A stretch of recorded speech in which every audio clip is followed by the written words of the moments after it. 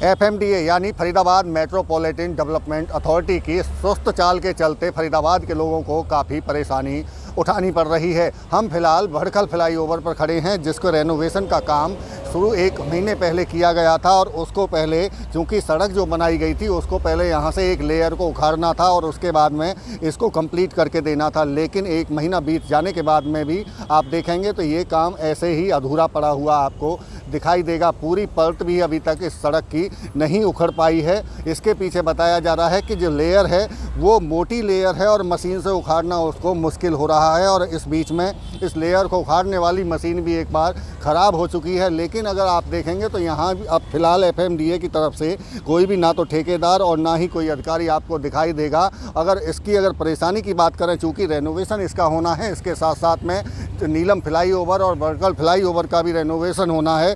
इसको यहाँ काम शुरू करने के साथ साथ में दूसरी जो साइड है आप देखेंगे वहाँ दोनों तरफ की आवाजाही एक ही लेन से या एक दूसरे पुल से की जा रही है। उसी पर वाहनों की आने और जाने की लाइन बनाई गई है और इसी के चलते यहाँ कई बार जाम की स्थिति का सामना वाहन कर्मियों को करना पड़ता है। ख़ास तौर से सुबह और शाम ड्यूटी से आते और जाते वक्त में यहाँ लंबा जाम लगता है। लेकिन जो काम की गति है वो सुस्त या धीमी होने के चलते लोगों को परेशानी उठानी पड़ रही है। 1 महीना बीत जाने के बाद में भी इस सड़क का काम पूरा नहीं हुआ है। आप देखेंगे तो यहाँ कुछ ज़रूर सड़क के जो लेयर थी उसका जो मलबा है वो यहाँ आपको पड़ा दिखाई देगा। लेकिन आगे देखेंगे तो इधर भी ये जो मशीन है, ये जो जहाँ तारकोल को जिनसे पिघलाया जाता था या रोड़ी बनाई जाएगी, वो भी ऐसे ही यहाँ खड़ी हुई दिखाई देंगी। और आपको अगर मैं दिखाऊँ इधर दूसरी साइड, तो चूँकि इस लाइन को पूरी लाइन को बंद कर दिया गया है।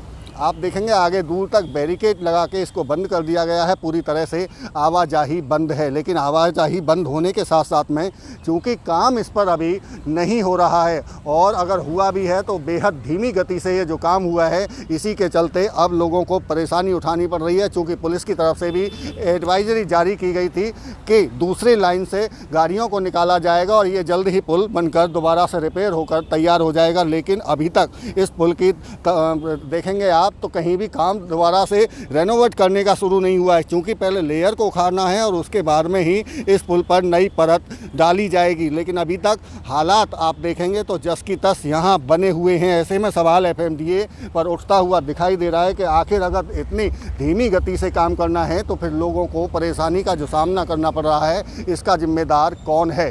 फरीदाबाद से देवेंद्र कौशिक, इंडिया न्यूज़।